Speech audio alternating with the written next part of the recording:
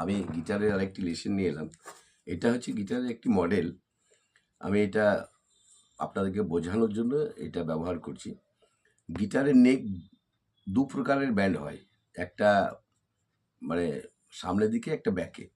তো এই ধরনের যে ব্যান্ডটা হয়, এই ব্যান্ডটাকে বলা হয় কনকেভ কনকেভ বো বা ফ্রন্ট বো।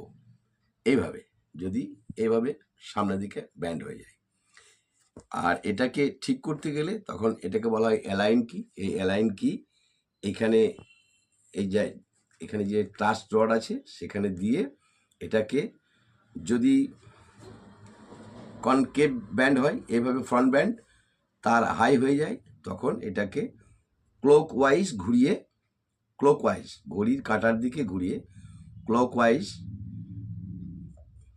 ক্লকওয়াইজ ঘুরিয়ে এটাকে অ্যাডজাস্ট করতে হয়।